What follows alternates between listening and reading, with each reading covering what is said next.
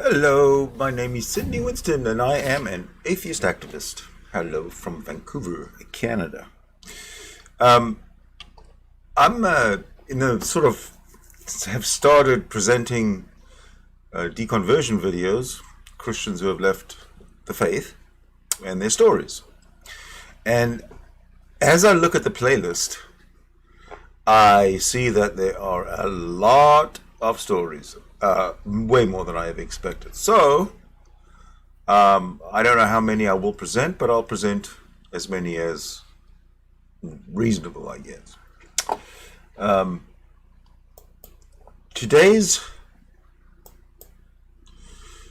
today's story is brought to us by this lady here. Her name is Eliza. And for 26 minutes, she's going to tell you, and tell me, because I haven't watched this before, why she left Christianity. What's up, everybody? Thank you so much for watching. So I did a video on why I left Christianity, and I had it uploading. Something went wrong with the upload, and I did not realize it right away. So I apologize. I did think that that video was already up. But since I thought it uploaded properly and it originally appeared to, that video was deleted. So here I am basically redoing that same content. So the topic of discussion for this month is basically religion gone wrong.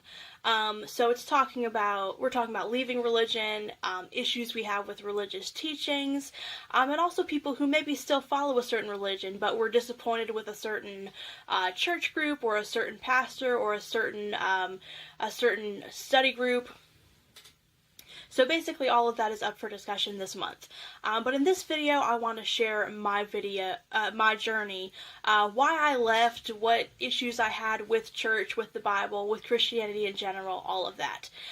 So growing up, I loved going to church. It was like one of my favorite things. I couldn't wait till Sunday. A lot of churches will have midweek events, whether it's, Wednesday night youth group or a Wednesday night church service. So Wednesday nights were always something I looked forward to as well. And also most of the private schools I went to were associated with a church. So a lot of that was also socializing with people that I went to school with. So that was also a fun aspect of it for me. But in general, I definitely did buy into everything, so to speak. I was pretty hardcore. Now, keep in mind, I'm talking about my childhood. It wasn't until I was about 16 that I started really having some serious doubts. But my point...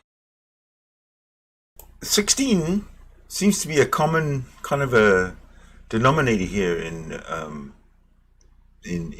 young people asking themselves questions and testing their faith, essentially, and starting to think critically. Now, those who do think critically and succeed, they move forward. Their minds are cleared. They're atheists and they're good with it. But most people don't really want to cross that threshold. They want to hang on to what they know isn't true, but the other side is unknown and perhaps a little scary. Perhaps they've had the fear of fear indoctrinated into them, and it's only the very few people, it seems, although there's a lot of them, who manage to overcome the guilt, the shame, the expectations, the pure brainwashing that Christianity has imposed upon them. And all power to these people. I admire them. And here's another story. I admire this one too. The point is, I wholeheartedly believed. I really felt like I was making my own choice to believe. I think when you're a kid, and especially when you start getting into your teenage years, you feel so much more independent. And as a result, you think that you're thinking in a more independent way without really realizing that you still are very much influenced by your family and those things that you've been taught to believe. You feel like you're making your own choice, but you don't really realize how much of that is just the influence that you're getting from your family. So anyways, every now and then there would be something that I read in the Bible or that the pastor said.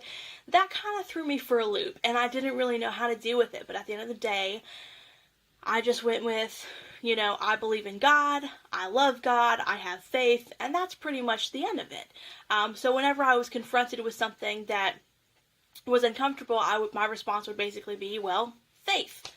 So I guess my reasoning is maybe I feel like after listening to a lot of other people, kind of a typical path in terms of my reasoning.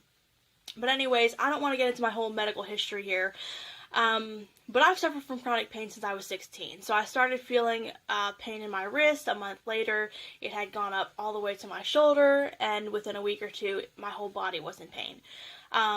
It's to the point where it's manageable, but we went through about 2 years of doctor visits and tests and different medications and all this stuff that wouldn't work, and I became suicidal in a certain sense. I became very depressed. Basically, I was sort of between a rock and a hard place because I didn't want to actually commit suicide. I was afraid of doing that, but I just didn't want to live anymore because I felt like there was no hope. There would be days I could not lift my arms above my head. There would be days I could not hold my head up. So it was a very rough time for me. And not all the time was like that. Sometimes those things were easier for me. So on top of everything I was going through, I was also dealing with a lot of people basically suggesting that I needed to toughen up, or that I wasn't really going through what I said I was going through. So all of these things were just piling up, and it was such a hard time for me mentally. Now, in terms of my faith, initially I had a very open-minded view in terms of what I was going through. I felt like, how can I be selfish? Everyone experiences suffering in this world. Who am I to not be going through something hard? Who am I to sit here and act like everything in my life should be perfect? So therefore, I should just pray more. I should pray for understanding. I should pray for guidance. Maybe there is a lesson from all of this. Maybe there is something I will learn. Maybe there is something that is part of God's greater plan for me. So I'd say for like the first year, that was my attitude. And it got harder and harder and harder, but that was generally what I felt like. And I noticed an immediate switch. Now, I do not know whether or not God is real. I'm not saying that there is absolutely, without a doubt, no God at all. But I do feel that up until that point, I felt some type of presence when I prayed. I felt some type of response when I prayed. And as soon as I started getting sick, even when I had a positive attitude about it, even when all I was doing was praying for guidance and comfort, so on and so forth, that presence was just suddenly gone. Suddenly and completely gone. Okay, so let me get this right, Eliza. When you were nice and young and healthy, you prayed a lot, and everything worked out fine, right? And then you got sick at the age of, 16? And you had lots of pain, and you had lots of discomfort, and you had nowhere to turn to, so you turned to your God and you prayed, but nothing happened. I think that's what I'm catching, or what I'm understanding at this point in the conversation, or in her monologue. So I just wanted to recap for myself. So it was kind of like, okay, a lot of Christians talk about not always feeling God there. So again, I felt like it wasn't necessarily something that was this tragedy that was unique to me. I felt like, I shouldn't be sitting here feeling sorry for myself. People go through doubts in their faith, and people go through hardships in life. So even though suddenly not feeling God's presence in my life anymore was something that threw me for a loop, I just kind of accepted, okay, this is a part of every Christian's journey. Well, about a year after I started getting sick, keep in mind at this point in time, we still did not have any answers. We were still going through all these, I was having doctor visits every month or every other month. It was just exhausting. It was a tough journey, and I was losing my patience. I was losing my hope. I was depressed. I was frustrated that no one could give me answers. I think anyone who's been through a long medical journey can relate to that, how that feels. even if you know you're not the only one, it's just almost impossible to not feel alone and lost. So one of the things that made that so hard is before I even really had doubts about my faith, I felt the absence of God in my life. And I can't explain that. Maybe beforehand I was imagining God talking to me, or maybe there was a God. It's Well, I think I can explain that to some extent. You get to a point in your life where you're comfortable with, everything, your God, your life, whatever, and then things change. You enter into a medical emergency, or an acute medical condition, and you experience depression and loneliness and confusion, and this is when your God needs to step in and fix you and talk to you, tell you that things are going to be okay, and show you how your God actually cares for you, loves you, and heals you. So this is the point in life where your expectation, based on your indoctrination, hits a brick wall, basically. This is what I think she's going to tell us. it's kind of confusing to look back now as someone who's not a Christian. But anyways, I started really thinking outside the box. I started thinking, okay, all this time I've been thinking, okay, my suffering is either a lesson or serves some purpose for God. They all say that. Okay, fine. As much as I hate it, I can accept that. But I started looking at all the suffering in the world in general, and it was just like, why? Why? How can so many horrible things happen? Right. How can so many awful things happen to people who are good, who pray, who, whatever? And, she opened her eyes and she saw a world where there is no God. Reality is ugly. We're animals.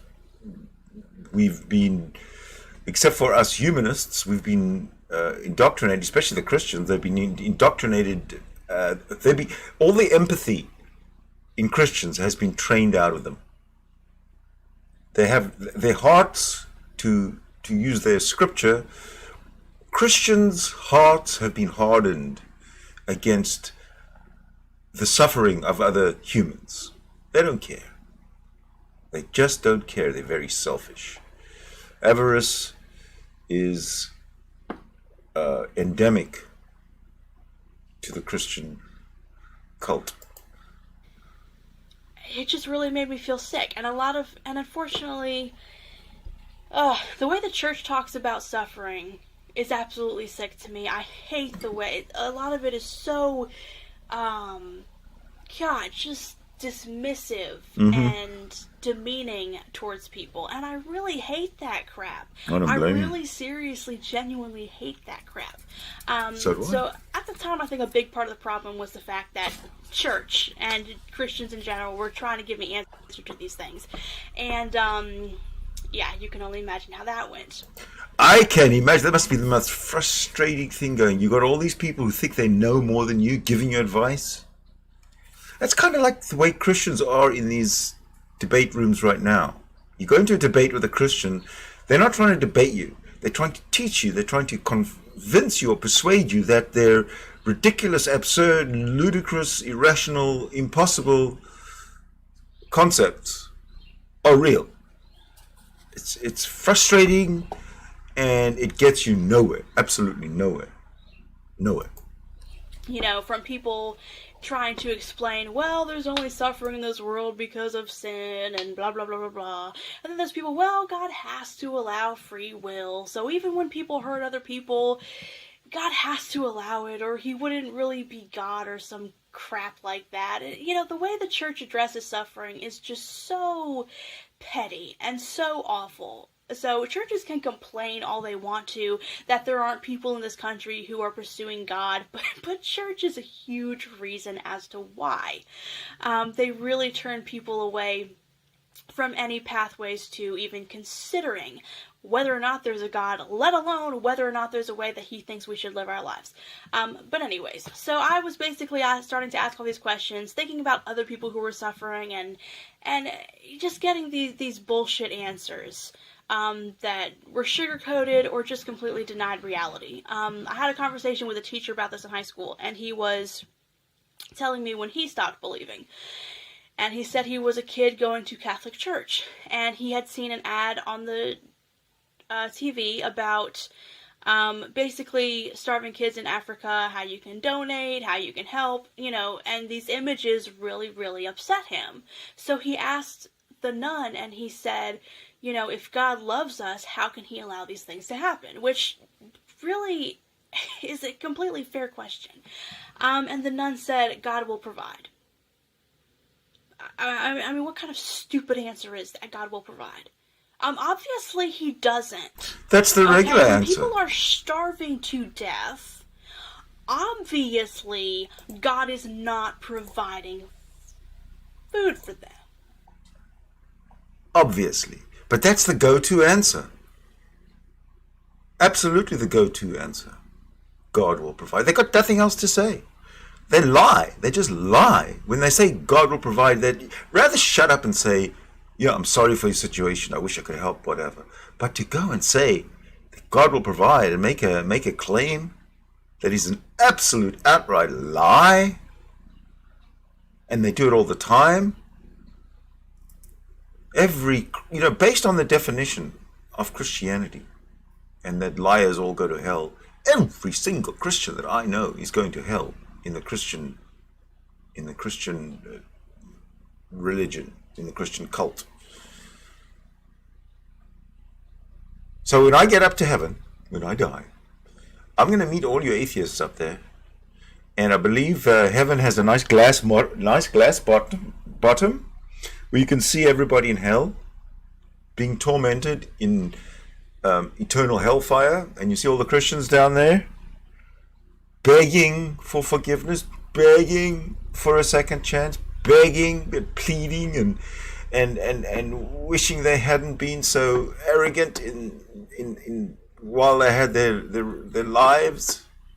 We're gonna enjoy it. We're gonna enjoy it. And that's the problem with religion. People just get so caught up in their blind faith that they don't even think about things anymore. So yeah, that's kind of where I was at. It's like all these reasons and excuses are just bullshit. So I started really hating church. I mean hating church. For one thing, there's all the petty bullshit. There's the gossipy stuff. There's a lot of things about church subcultures that are just really frustrating to deal with in general. But when it came to the actual teachings, I'm sitting there going through all this stuff. I basically feel like God has singled me out and is torturing me just because. And I'm supposed to sit here and praise him. I'm supposed to sit here and act like everything's good. I'm supposed to sit here and worship. I'm supposed to sit here and listen to pastors tell me why I deserve to be suffering and just be cool with it. So I'm the type of person, I generally can't hide my emotions very well anyways. And it got to the point where I would get up and walk out. Because I didn't want to make a scene. But of course that in and of itself makes a scene. My parents might not feel this way, but I was genuinely trying to not disrupt the experience of other people. But at the same time, like I said, my face just says it when I feel a certain way. And a lot of those things, those messages were extremely, extremely painful to sit there and listen to. So eventually I was confronted by some relatives about how I was acting at church and, why I was having all these doubts and these questions. And of course, like I said, it was very much a confrontation. It really had nothing to do with being in any way genuine about what my doubts and concerns were. It was pretty much this, well, you need to act right in church, so we're going to get to the bottom of this.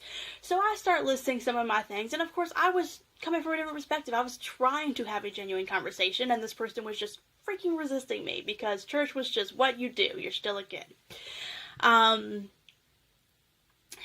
And the conversation ended when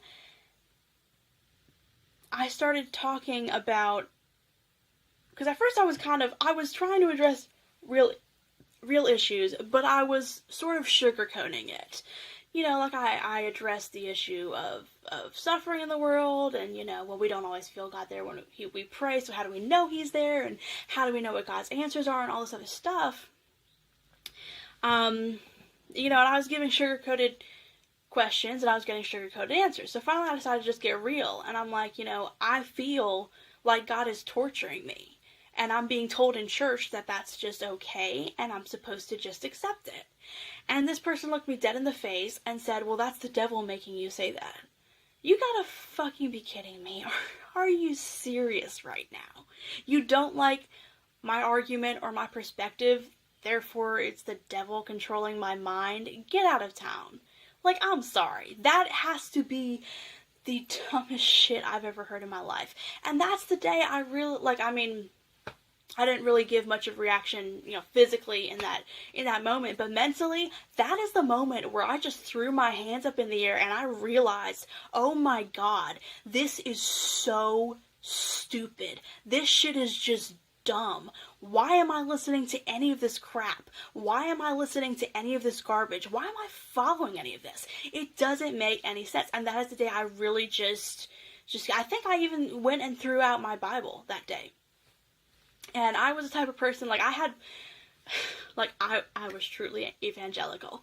I had like 2 or 3 main Bibles, and I would alternate which ones I took with me to church. And then I would have like a whole shelf of Bibles just in case anybody asked me for a Bible and I wanted to take one to them. Like, that's how dedicated or devout I was, or whatever the word is the kids use these days. So yeah, I took that pretty seriously. I threw out my Bibles that day. The rest of them, I think I did end up giving away. But I was done. And in a way, that was a burden being lifted. There was so much that I was starting to really disagree with and question when it comes to the Bible. For the most part, at that point, my main concern was, you know, why is there suffering in the world if God loves us? Why is God absent from our lives if He wants us to follow Him? Those kinds of things. But then I started really looking at Christianity in general and realizing that a lot of the stuff in the Bible is just such... So she's got an issue now with Christianity in general, and then God as well. So she's definitely starting to use her mind, her brain, her extremely advanced and evolved brain to not only question, but to appreciate the answers that she deduces for herself. Gotta love this. A load of crap. And were really things that I couldn't actually defend. You know, for example, there's a verse in... I actually saw a Christian woman post something from 2 Timothy that was supposed to be empowering to women, or one of the Timothys. And there's a verse in 2 Timothy that says, and I quote, "Women should learn in silence and subjection." How am I, as a woman, supposed to feel about something like that? Okay, that is the question of the millennia. Of all of them. Because as a woman, the Bible, written by men for men, makes no sense at all. In terms of following the rules of the cult of Christianity, of whichever sect you choose to join. And this is something that I've never been able to understand. There's 3 things I can't understand about Christianity. why do those whose cultures have been obliterated by Christianity, why do those, and I don't mean all of them, but why do those people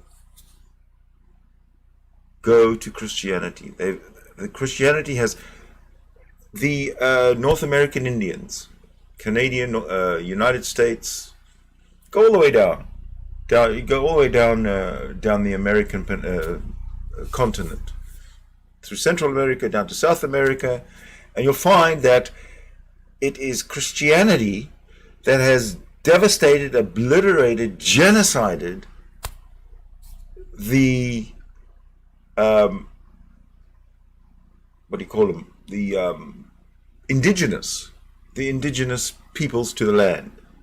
And even though they were genocided and wiped out and humiliated and obliterated and all this kind of stuff, those that remain seem to be devout, if I may use that word, devout Christians. Same with the black population in the United States. It was Christianity that brought them to the United States, or to slavery. And generations later, there are black people who are still Christians. Now, can you imagine what the slave ancestors of these people who are Christians today, can you imagine what, if they could talk, what if they could see what was going? Can you imagine what those people who were slaves, what would they be saying if they saw their descendants practicing the religion of the people who oppressed them and ruined their lives, ruined their culture back 200, 300, 400 years ago, whatever it was?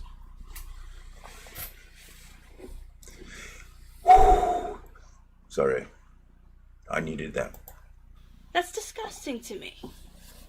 I am not subhuman because I'm female. I am not worth less because I'm female. Exactly. And the fact that I just went along with so much of the sexism and the detrimental messages for so long kind of makes me sad, even though for the majority of that time, yes, I was a kid, but still.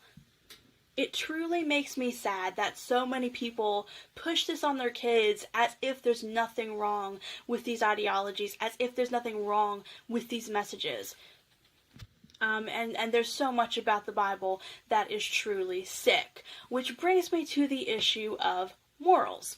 So basically, a lot of churches will say in opposition to atheists, well, if there's no God, there's no morals.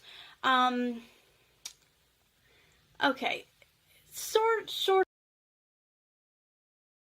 Before we get into that, I want to acknowledge the side chat. Bulldog 101, welcome.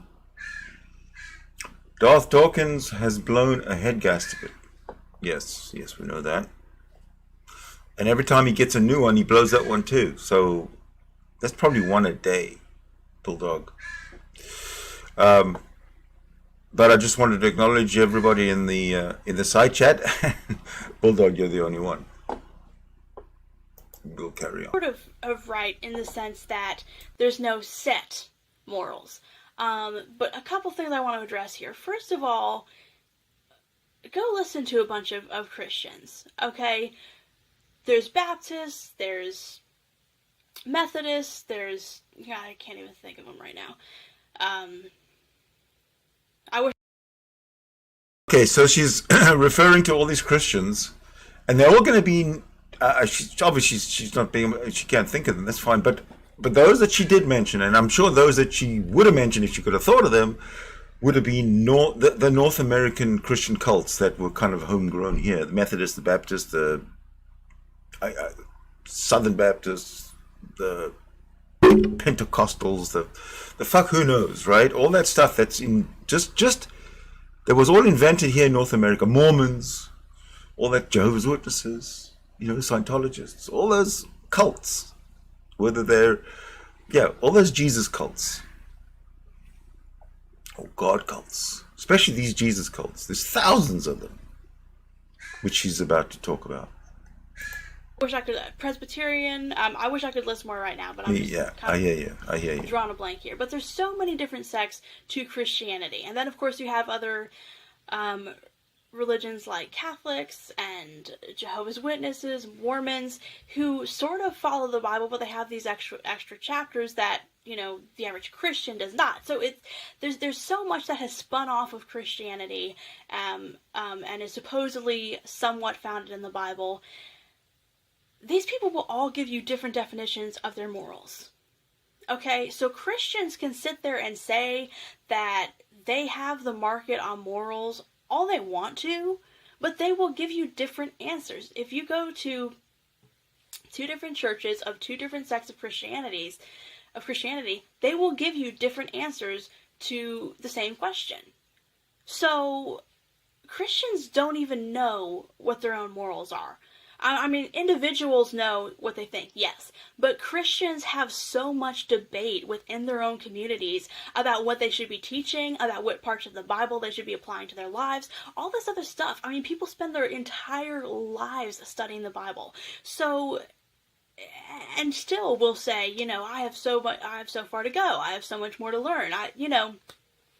So stop presenting Christianity and the Bible as if it's this streamlined, non-debatable, these are the set of morals that we should follow. You know, that's not how it works. If you actually listen to pastors, they will tell you that's not how it works. But in the same breath, they will tell you that they're the only ones who actually know what our morals are supposed to be, according to God. So that in and of itself is very frustrating to me. But of course, once I stop believing, it's like, well, okay, I don't get my morals from church, I don't get my morals from Bible, so what the hell do I believe anymore? And I really went through a period of a couple years where I literally went through every single... I just changed the title at the bottom there to "Let's Discuss with Eliza" because that's her YouTube channel. issue I could think of, and thought to myself, what do I think about this? What do I think is right or wrong on this? And why? Which in a way was very healthy. I think it's very good and it's very healthy to analyze your own beliefs. But it was frustrating to me because people talk about the Bible like, you know, of course it's the good book. Of course it gives us our morals. Of course it gives us our principles. I don't know. I mean, it's sexist. It's pro-slavery. It portrays a lot of really evil, awful things as if they're good. You know, I'm really not feeling bad about the fact that I don't get my morals from it. It's a terrible, terrible book. Calling it the good book is one of the worst descriptors you can come up with. That just doesn't make sense, and it's not rational. So ever since then, ever since that one conversation that really just made me realize how dumb it all was, I walked away. Once I started actually questioning things even more, it was just like, it is so obvious that this is a bunch of crap. Mm-hmm. You know, it's so obvious. Yep. And for anyone watching who is still Christian, your journey is your journey. I am not telling you what to think. I'm not telling you how to feel about any of this. I'm just sharing my own journey. This is where I've been. This is where I'm at. This is how I feel about this particular issue. You know, Bulldog, you say the Bible is full of filth. And you back me up when I claim that the Bible should not be... No, let me turn it around the other way. Children, minor children should be protected from the Bible. They should not be introduced to the Bible until they have reached the age of majority. The Bible is filth. It gives the reader, if they're vulnerable, if the reader is vulnerable and impressionable, it gives the reader a false view of not only reality but of humanity. Christianity teaches anti-humanism. Christianity is faith and obedience to the non-existent God, and you need to give all your love to this non-existent God over and above what you give to your wife, your family, your children, your pets, your everything. It is not only filth, it is dangerous and should be outlawed. I absolutely agree. That's all it is. But I really do have so many problems with the Bible. For one thing, it's something that's been around for so long. It's been through so many translations. Religion in general is something that has been used to control people for so freaking long. So for it to be something that I'm supposed to follow today is absolutely ridiculous to me. I promise you I don't look to it for anything. The only time I do actually still own a Bible today. Well, I actually bought one a few years ago. But it was for the purpose of there was a pastor I'd gotten into discussions with, and I got tired of having to Google certain things. So I just bought a Bible mainly for the purposes of rebuttals, as opposed to studying it and wanting to follow it or any of that stuff. So that is my story. That is how I came to leave Christianity. One other thing I just do want to add before I stop this video is that it was a very bitter and sad experience. To anyone out there who is currently Christian and is upset with someone they know maybe who has left Christianity or is having doubts, you need to understand that's a very difficult thing to go through. And Christians, this is another issue that it drives me crazy how Christians talk about it, because Christians will talk about it like, oh, people just want to be the God of their own lives. They want to take God's place. They want to choose what's easy and what's happy over the harder path of following God's will, and so on and so forth. Walking away from this is not easy. I grew up with it. It was a source of comfort to me. It was a source of wonder to me. It was something beautiful that I loved. And to grow up and start asking questions and realize that there weren't rational answers to those questions, and basically feel so lied to and so led on and so played, that's not a good feeling. No, it isn't. That's not taking the happy and easy path. No, it isn't.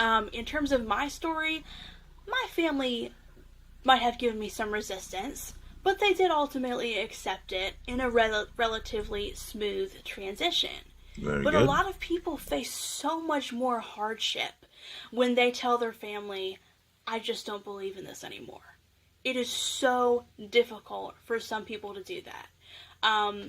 I didn't think about this much at the time, but I'm actually very, very lucky that I did not receive more pushback, more vitriol from my own family, because a lot of people will deal with that when they walk away from their faith. There are families who believe it's perfectly rational to disown family members for walking away from their faith. Even making threats, those kinds of things. That is so totally cruel. Cruel. That's what I'm talking about. Christians have they have no empathy for other humans. They're like robots for Jesus. And what Eliza's talking about right now is exactly underlines that point. Their own families. Can you imagine? You have a child, a little baby, and you love your little baby grows up to be your little child, and your child grows up to be this little teenager, and whatever, right?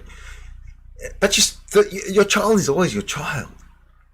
And then the child says, I don't want Jesus, and you're a big Jesus club member, and you say to your child, you don't want Jesus? Then I don't want you. Get out. Can you imagine doing that to your child? And this is what Christians do. I have no words. Of course, that refers to other things, not just Christianity, by the way. But anyways, it's something that's hard. It's not just this easy, fun, fun, sinful choice. It's a difficult choice, and it takes time. Everyone who's part of any religion, I think, goes through periods where they have doubts. But to actually spend that much time thinking about it, to actually spend that much time going through all that analysis of everything you've ever been taught and combing through all of that, it was very time consuming. It took a long time from when I first started having some questions in the back of my mind to when I really actually realized, okay, this doesn't make sense and I don't believe this to be the truth anymore. It was about a period of 2 years. I didn't just wake up one day and go, I'm going to be a rebel today. That's not how it works. And for those of you who are religious and are dealing with someone in your family who's having doubts or is thinking about walking away from something, just please keep in mind, it's not an easy thing for them to do. It is a tough journey. It's also a journey that they feel very alone in. Obviously, if they're having these kinds of doubts, they don't feel God in their lives. And for a lot of them, they used to very much feel God in their lives. It's a matter of abandonment. So that's what I have to say on that. If you know someone who's going through something like that, I understand if you are a religious person being upset by it. Like, I get that. You are certainly entitled to how you feel. You're certainly entitled to your perspective on the matter. But just understand, it's not an easy thing to go through. It's very painful. It's very hard. And it's a lot of work too. But you can do it. You can do it. Reinvent your entire She self. did it. And analyze everything you've ever said, thought, or believed in. So it's quite time consuming, and it's a very difficult thing to go through. So that is my story. If you have been through something similar, please leave your thoughts below. If you enjoyed this video, half this video, or even a quarter of this video, please hit the like button. Don't be afraid to subscribe, and more videos will be coming soon. Thank you, Eliza. Thank you so much. And if you do feel generous, subscribe to Let's Discuss with Eliza. That was great. Now I just want to let me move on. I'm going to move on now to this. This video, this stream should be done because the subject was Eliza. However, I just want to allude to the side chat here, where we have Mr. Second Class Citizen. Welcome to the chat. And I'm going to read I'll read you both your comments. Christianity is not even in the New Testament. Absolutely. Christianity wasn't even, the word Christianity or the concept of Christianity wasn't even around until a couple of hundred years after Christianity actually started being cancerously disseminated. And then you say, Elohim is real. Yehoshua is Mashiach. Well, we'd like to correct you. Bulldog and I would like to correct you on that one. But, like I said, this is a live stream that needs to end. I do have a room open that I'm going to give you the link to, so we can actually have a, hold on a second. Hold on a second, let me join it and I'll get you the link. Okay, so here's the link.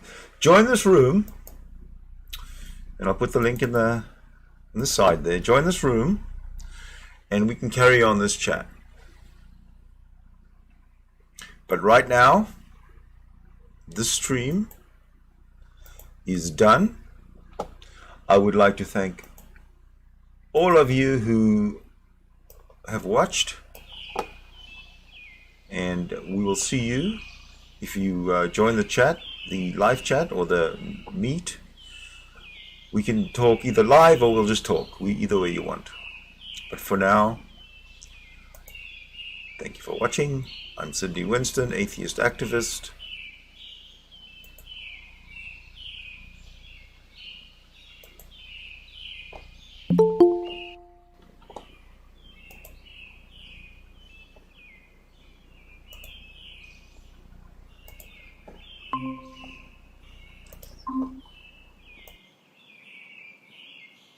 What are you doing, Sydney?